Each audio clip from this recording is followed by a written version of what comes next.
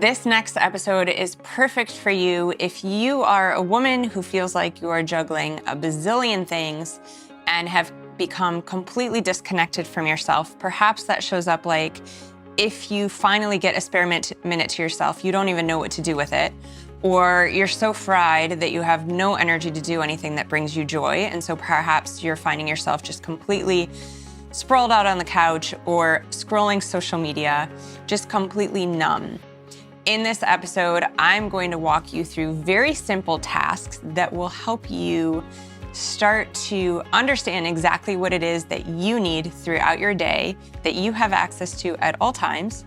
These things are going to be simple, free, easy things that you can implement from anywhere. This is going to completely change your life and the way that you show up. Thank you guys all for your feedback last week. It was so helpful to hear how the first week steps were going for you so that I can help you take it a step further this week. As a reminder, last week we talked about becoming an observer and identifying our inner voice, our self.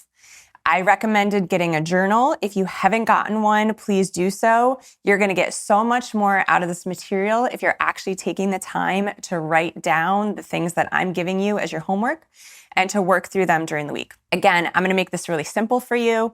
It doesn't mean it's easy, but you can make it easy by creating the habits, rituals, and steps that will make it happen and allow you to feel the benefit more quickly. So this week, we're going to take our work a step further. We are going to continue to work on identifying our inner voice or ourself.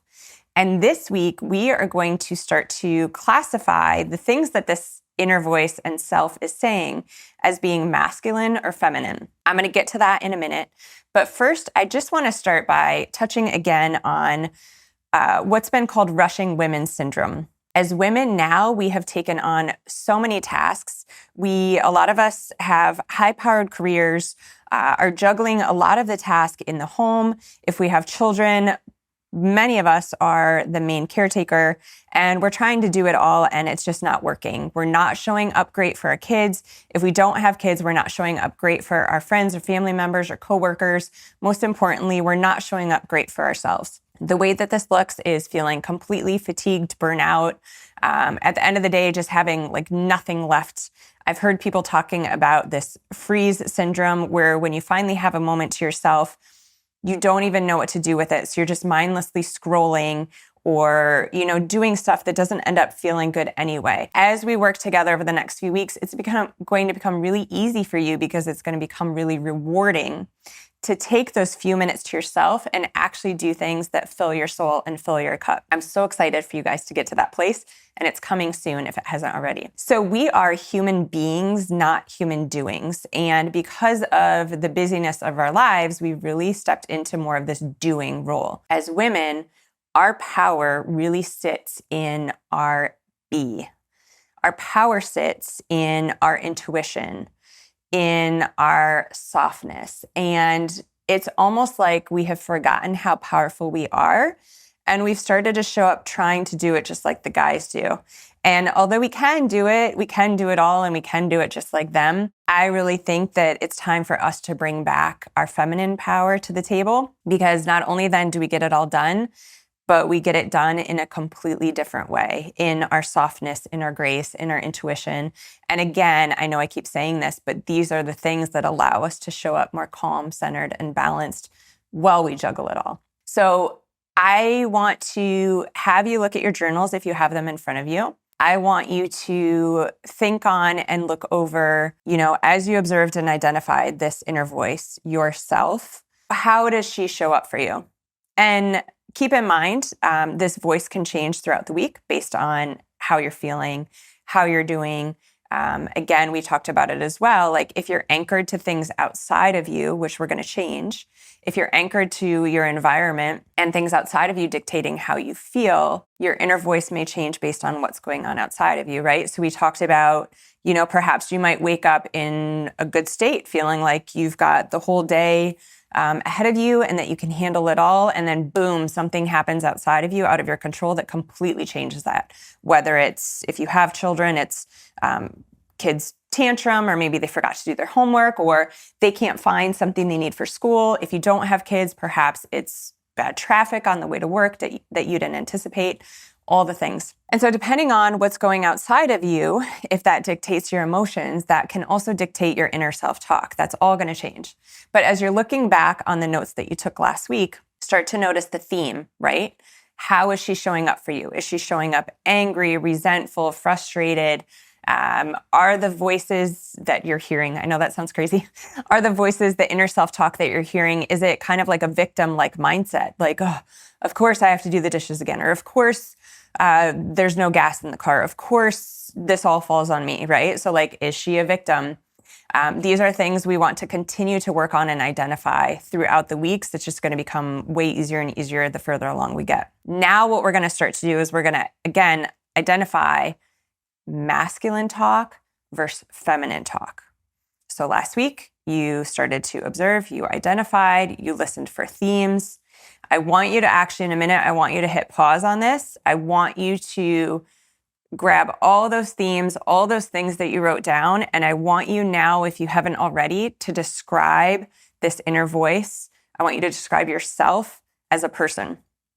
I want you to describe her in words like, she's angry, she's crotchety, she's frustrated, she's mean. Like if you were describing this person to a friend and they're asking, do I want to hang out with this other person? No, you don't, because she's not nice, she's not supportive, she's bitey, all the things. So right now, hit pause and pick a few words to describe the personality of your inner voice and your inner self. Okay, so now from last week, you've got these themes for how she shows up. You've now used a few words to describe her, and now we're going to take it a step further.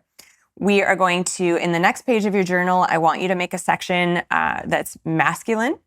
So you're going to write masculine at the top of your paper, and we're going to put some things under it over this week as you're tuning into your inner voice. I want you to make a column that's for feminine. You can do these either as 2 columns or you can do them each on their own page, depending on how much you think you'll write. The more, the better. So we all have a masculine and a feminine side to us. We all do at all times. And so I want to break it down and make it really simple for you to identify when this inner voice is speaking in a masculine tone versus a feminine. So the ultimate goal with starting to identify the voice as a masculine voice versus a feminine voice is eventually what you're going to do is you're going to tune more into the feminine messages. The masculine side of us is the side that shows up as our to-do list, the things that we should do. It often shows up as a feeling of obligation. These are the things that when we're perhaps sitting in quiet and maybe wanting a minute to nurture ourselves, maybe desperately needing it, this is the voice that's like, ping, there's a sink full of dishes. You should get up and do them. Or, I know this feels really good, but there's a lot for you to be doing. You really should get on and check that email. These are the masculine voices. So if there's a feeling of should or obligation, often maybe something you're not in the mood to do, you don't want to do, you're feeling pressured to do, and so you do it, although it's not what's feeling best in the moment, those would go under the masculine column. The feminine thing, again, the feminine voice has probably gotten very, very, very, very, very quiet. So you may end up having a full page of masculine tone languaging from your inner voice and very little on the feminine side. The feminine voice is going to be the thing that's like, my bed is so warm, I want just like 5 minutes more to lay. Or, oh, this cup of coffee is so good, I want to just sit here and like enjoy it slowly in peace. The feminine voice is going to be things that intuitively feel nurturing. They're going to feel slow. They're going to feel yummy and delicious. And probably if you're like most women, they're going to be the things that you judge yourself for wanting, needing, and craving. This is going to be a really, really important step because this is the magic really of what's going to start to happen really soon is when you just give yourself permission to listen to these little feminine messages throughout the day that in all reality usually take like 2 minutes. This is going to be such a huge step in you showing up differently for everyone around you. So this week, your homework is to start to further identify, observe, describe your inner voice as either being masculine or feminine. Listen to the things that it's saying, and when you get in your journal in the morning or night, write down things in the masculine column that showed up as like, You could say things like, I was enjoying a moment on the couch with my spouse, and then I felt like I needed to get up because I should do the dishes. You could write it that way.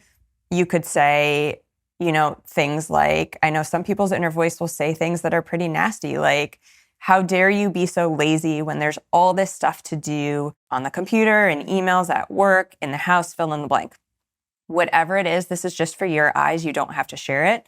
But the more detail you can give it, the more clarity you can provide as you're writing it down, it's going to be easier for things to switch over. You will probably, again, have to spend a lot of time really cueing into the feminine aspect of this. Again, anchor yourself to words that these feminine messages are going to feel nurturing. They're going to feel almost like what you've been dreaming of, what you've been needing. They might be things that you hear in the car when you're coming home from work, like, oh my gosh, I just wish I could get in the bath and read a book, and instead I have to make dinner, blah, blah, blah. You would write down, I wish I could get in the bathtub.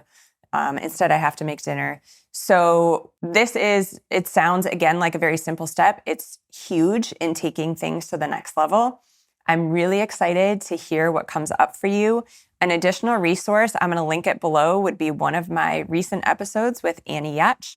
In it, we talk about the masculine versus the feminine voice within us and how to identify it and then how to start to use it. I'm really excited for you guys. We've now gone through 2 episodes. You've had 2 different tasks, 2 weeks of homework.